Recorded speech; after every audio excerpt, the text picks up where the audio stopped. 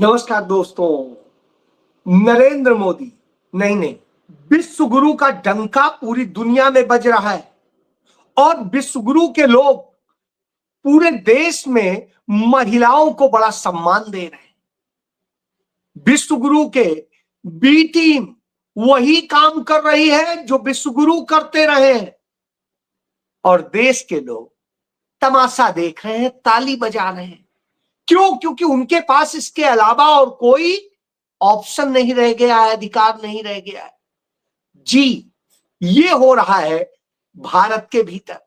तो विश्वगुरु से बात शुरू करता हूं। विश्वगुरु जो माय डियर फ्रेंड ट्रम्प कहा करते थे, नहीं आज भी कहते हैं, वो माय डियर फ्रेंड ट्रम्प के आगे जिस तरह से सरेंडर है। अब सरेंडर मैं इसलिए कह रहा हूं क्योंकि भारत के नेता प्रतिपक्ष राहुल गांधी उन्हें सरेंडर मोदी बता चुके हैं और जब वो सरेंडर मोदी बताते हैं तो तमाम जगह वो साबित भी हो जाता है।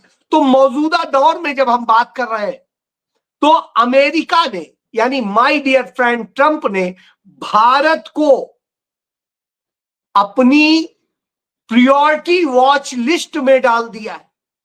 ये वहां के लिए सबसे गंदे देशों के लिए वो करते हैं। तो उसने भारत के साथ यह किया है। क्यों किया है? क्योंकि माय डियर फ्रेंड ट्रम्प को यह पता चल गया है कि नरेंद्र मोदी सब कुछ फ्रॉड कर रहे हैं। बौद्धिक संपदा नियमों के मामले में वो हेरफेर कर रहे हैं और चोरी कर रहे हैं, पेटेंट चोरी कर रहे हैं और भारी कस्टम ड्यूटी को लेकर के जिस तरीके से उसने वो किया है, जो प्रायोरिटी वॉच लिस्ट है उसकी रिपोर्ट में भारत के अलावा जिसको उसने रखा है उसमें चीन भी है। लेकिन भारत की स्थिति, चीन से तो उसकी लड़ाई है, रसिया से उसकी लड़ाई है, धंधे अलग चीज है। लेकिन यहां पर भारत के लिए बेहद संकट का दौर है और भारत के लिए यह स्थिति कर दी है माय डियर फ्रेंड ट्रंप ने कि भारत के प्रधानमंत्री बार बार, साहेब हम आपके लिए क्या करें, क्या और कर दें। आपने कहा यहां से तेल खरीदो, वहां से खरीदो, यहां से मत खरीदो, वहां से मत खरीदो, सब कुछ तो मान लिया, टैरिफ भी सिर झुका के स्वीकार कर लिया, फिर भी ये कर रहे हैं। तो साहब भारत को इस जगह ला करके पटक दिया है माय डियर फ्रेंड ट्रंप ने। अब दुनिया पूछ रहा है कि भारत इतना झुक करके इस हालत में है, चीन तो झुका नहीं और रसिया भी नहीं झुका, ईरान भी नहीं झुका, तो उनको एक डाल रहा है तो बात भी समझ में आती है। लेकिन भारत को डाल रहा है जो झुका पड़ा है, सरेंडर है। साहब यह हालत हमारे विश्व गुरु ने की है, इसलिए डंका बज रहा। डंका वहीं नहीं बज रहा, डंका कनाडा में भी बज गया। कनाडा में जो पार्लियामेंट्री कमेटी की जो पूरी उनकी कमीशन की रिपोर्ट है, उस रिपोर्ट में भारत को अराजक देश के तौर पर बता दिया गया है। बताया गया कि भारत के प्रधानमंत्री नरेंद्र मोदी हो, उनकी सरकार हो, अमित शाह हो, इन सब लोगों ने जिस तरीके से कनाडा में एक नफरत का माहौल बनाने का काम किया है, यहां के गुंडे, बदमाश और सबको जिस तरीके से उन्होंने कनेक्ट किया है और जो वो अपराध करा रहे हैं ऑर्गेनाइज्ड ढंग से, उससे समझ में आता है कि वो एक क्या है। यानी भारत जो एक शांति का मसीहा कहा जाता था, शांति दूत के तौर पे पहचाना जाता था, वो गांधी नेहरू का भारत, उसको आज इस स्थिति में ला करके विश्व गुरु ने खड़ा कर दिया है कि वो कनाडा जो सदैव भारत का दोस्त रहा है, कभी ऐसा नहीं रहा कि वो भारत के लिए निगेटिव रहा। उसने भारत के नागरिकों को सबसे ज्यादा अपने यहां पनाह दी है, नागरिकता भी दी है और इसके साथ साथ उसने रोजगार भी दिए, अच्छा जीवन भी दिया है। उस कनाडा ने भारत को इस तरह से रख दिया है।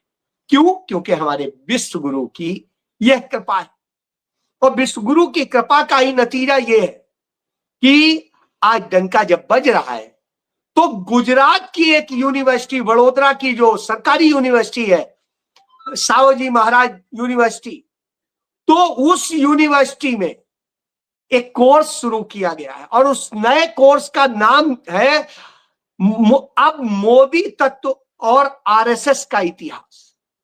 मोदी तत्व और आरएसएस का इतिहास यह समाज विज्ञान में पढ़ाया जाएगा।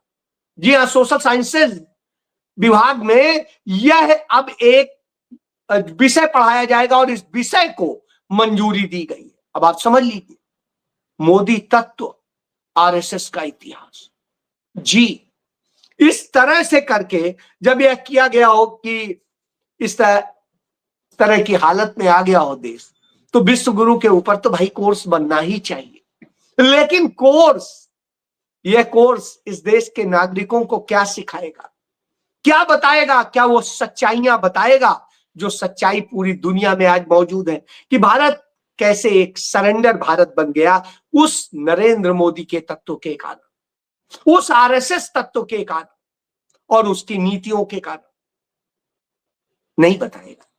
तो साहब वो तो गुणगान करने के लिए, मोदी को खुश करने के लिए कर रहा है। तो ये शिक्षा का पतन हुआ है। शायद यही वजह है कि दुनिया की टॉप 10 यूनिवर्सिटी की बात तो छोड़िए, टॉप 100 की बात छोड़िए, टॉप 200 की बात छोड़िए, टॉप 300 की बात छोड़िए, भारत का नाम ही नहीं है भारत की किसी यूनिवर्सिटी का उस टॉपर की लिस्ट में 500। यानी भारत में इतनी बेकार शिक्षा कर दी गई है, शिक्षा की बर्बादी की गई है। यही वजह है कि जहां भारत के लोगों को एक समय में भारत की यूनिवर्सिटी से निकले, इंस्टीट्यूट से निकले युवाओं को पूरी दुनिया हाथों हाथ लेती थी, अपने यहां रोजगार देती थी। आज उसी की वजह से जोहरान ममदानी न्यूयॉर्क के मेयर बने हुए और इसी तरीके से दुनिया के तमाम देशों में भारतीय लोग बौद्धिक संपदा का केंद्र है। लेकिन आज जो गोबर ज्ञान दिया जा रहा है उस ज्ञान के ही कारण है कि आज भारत के युवाओं को भगाया जा रहा है। और जब भगाया जा रहा हो तो हमें सोचना चाहिए कि हो क्या रहा है। तब दूसरी तरफ एक और देख लेते हैं कि उसी गुजरात में नरेंद्र मोदी जो महिला सम्मान की बात करते हैं, हालांकि मैं तो जानता हूं, आप भी जानते हैं कि विश्व गुरु की नजर में कोई महिला सम्मान होता ही नहीं, क्योंकि वो तो विश्व गुरु है और गुरु जी तो कुछ भी कर सकते हैं। तो उन गुरु जी की स्थिति यह है कि उन गुरु जी की पार्टी जो भारतीय जनता पार्टी, उसका प्रदेश अध्यक्ष वहां पर गुजरात में जिस तरह से कांग्रेस की एकमात्र सांसद है, चुनी हुई सांसद है, उन्हें गेनीबेन ठाकुर जो दलित समुदाय से, आदिवासी समुदाय से आती हैं, उनको जिस तरह से अपमानित भाषा में बात करता है, जिस तरह से करता है, वह बेहद शर्मनाक है। और ये कोई और नहीं, वहां का प्रदेश अध्यक्ष जगदीश विश्वकर्मा कर रहा है। सुन लीजिए। ભારતીય જનતા પાર્ટીનો કાર્યકર્તા, બૂથનો કાર્યકર્તા એ તમારા સાડીના પલ્લુમાંથી બાંધેલી સીટો વાંચકી અને ભગવો લહેરાઈને આવ્યો છે। આમ તો મેં કીધું। अब आप समझ लीजिए कि उस महिला के लिए कहा जाता है साड़ी के पल्लू में बंधे, मतलब जिस तरह की भाषा का इस्तेमाल हो रहा है उस सांसद के लिए, सांसद ये है, वो भी बता रहे हैं। तो अब आप समझ लीजिए कि ये अपमान किया जा रहा है। और जब ये अपमान किया जा रहा है तो नरेंद्र मोदी के मुंह से एक आवाज नहीं निकल रही है कि एक महिला, चुनी हुई महिला सांसद, उस बहादुर सांसद को जहां पर पूरे गुजरात में बीजेपी जीती, वह एक अकेली महिला लड़ी और जीत के आई, सांसद बनी कांग्रेस की। जी हां, तो उस महिला के लिए जब यह कहा जाता है तो भारत के नेता प्रतिपक्ष राहुल गांधी कहते हैं कि गुजरात भाजपा अध्यक्ष ने कांग्रेस की हमारी महिला सांसद गेनीबेन ठाकुर पर जो अभद्र टिप्पणी की है, वो नारी वंदन का उससे मुखौटा उतर गया है। यह सिर्फ शर्मनाक बात नहीं है, यह बीजेपी की मनवादी, महिला विरोधी विचारधारा का असली चेहरा है। यह है बीजेपी का असली नारी वंदन। ये करेंगे महिला का सशक्तिकरण, ये देंगे अधिकार, क्वेश्चन मार्क। सत्ता को चुनौती देने वाली महिलाएं इन्हें बर्दाश्त नहीं, एक ही पल में इनकी विकृत मानसिकता सामने आ जाती है। और प्रधानमंत्री तो कांग्रेस की महिला सांसदों के सवालों से घबराकर संसद से भाग जाते हैं। मोदी खुद कहते हैं नारी सब भूल जाती है लेकिन अपना अपमान नहीं भूलती, मगर बीजेपी ये खुद भूल गई और वो महिलाओं का जो अपमान करा रही। महिला विरोधी बीजेपी ये याद रखे, गुजरात के साथ पूरे हिंदुस्तान की महिलाएं हर अपमान का मुंह तोड़ जवाब देंगी। राहुल गांधी जब ये कहते हैं तो ये सच्चाई है। इसके पहले आपने देखा महिला सांसद ही थी जिन्हें सूप नखा कहा था नरेंद्र मोदी ने संसद के भीतर, संसद के ही भीतर तमाम महिला सांसदों का अपमान किया था, श्रीमती सोनिया गांधी का अपमान किया था। और यही नहीं, संसद के बाहर भी नरेंद्र मोदी ने किसी को 50 करोड़ की गर्लफ्रेंड, किसी को कांग्रेस की विधवा, किसी को कुछ कहा। उन्हें शायद, उनकी भी मां विधवा थी, लेकिन उन्हें शायद विधवा मां का दर्द नहीं समझ में आया।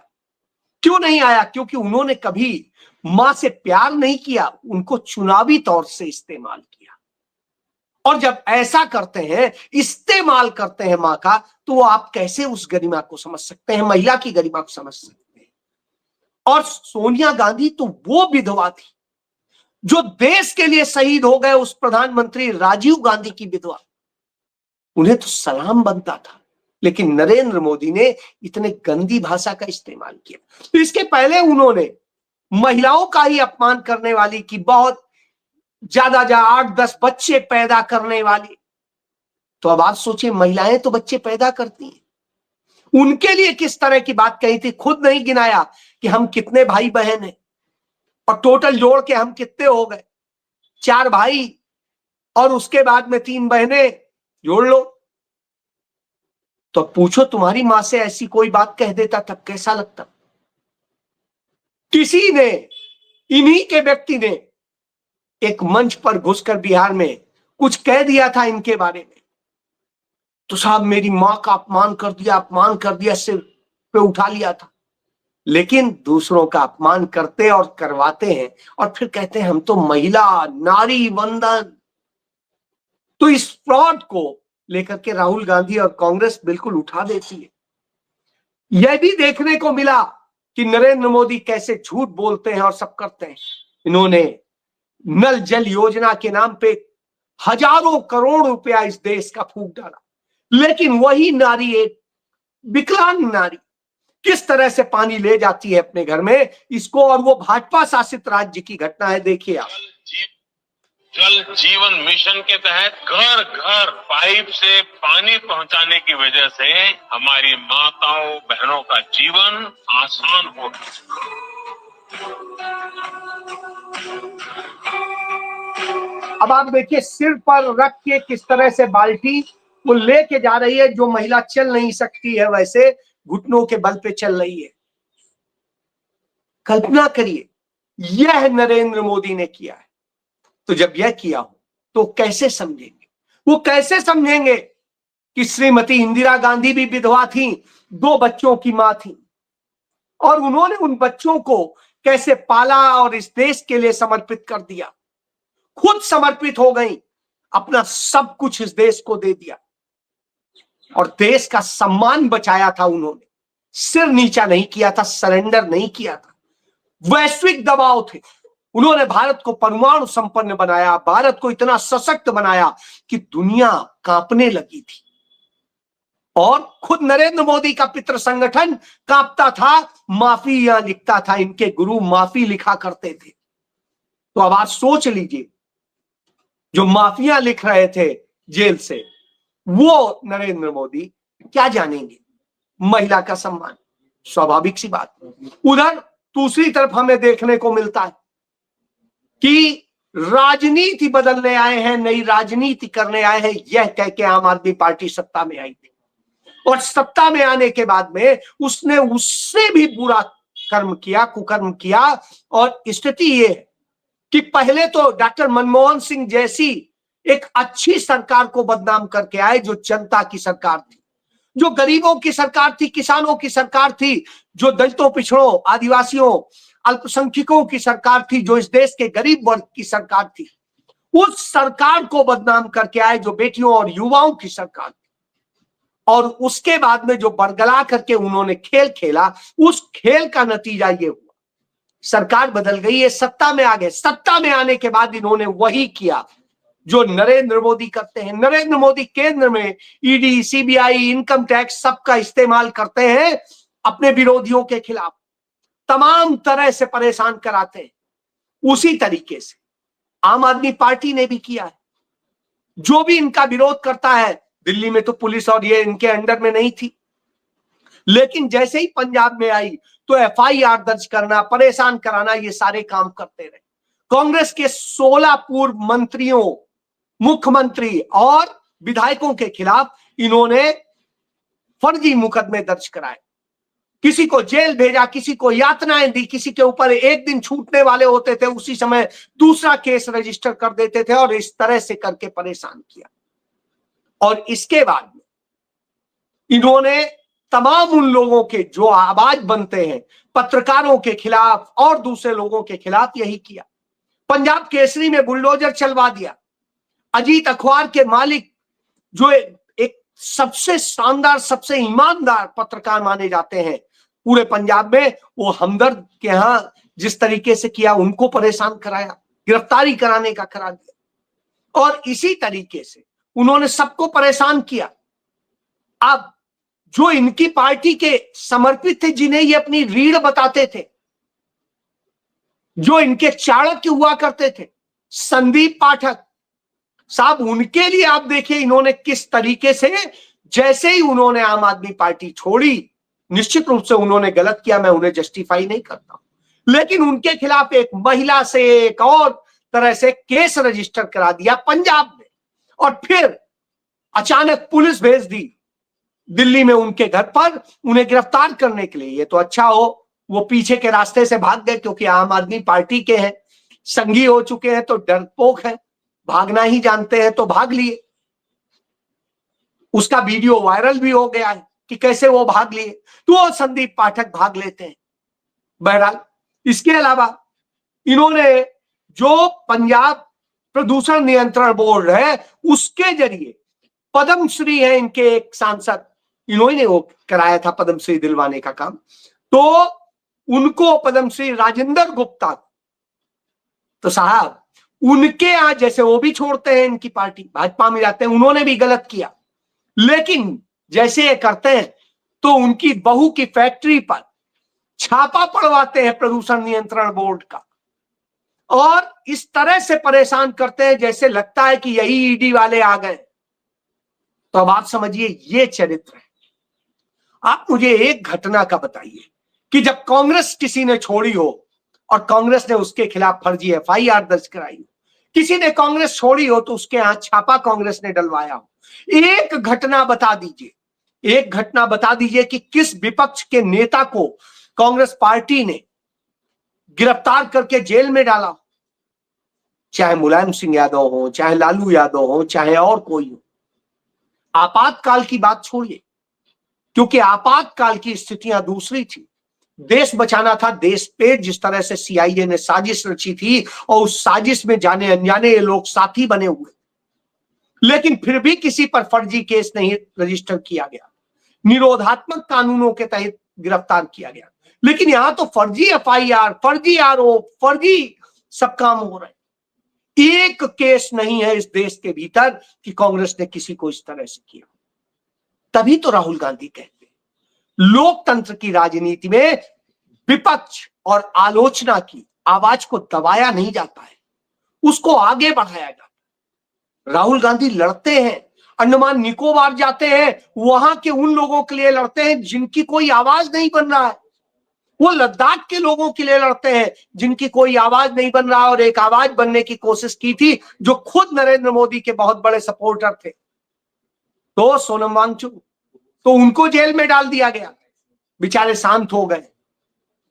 अब जब शांत हो गए तो उनकी आवाज फिर राहुल गांधी बन गए, और इसी तरीके से देश के तमाम हिस्सों में जहां कुछ होता है तो राहुल गांधी आवाज बनते हैं। राहुल गांधी की टीम लड़ती है, चाहे पश्चिम बंगाल हो चाहे यहां हो। पश्चिम बंगाल की मैंने बात करी तो एक याद दिला, अधीर रंजन चौधरी कांग्रेस के वहां के सबसे बड़े नेता हैं।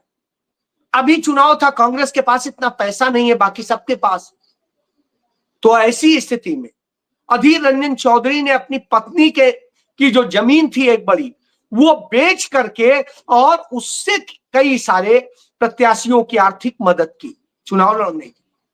सोचिए आप, ये त्याग और बलिदान होता है, यही नेहरू ने सिखाया, यही कांग्रेस का मूल मंत्र है जी। इसे हमें समझना पड़ेगा। जय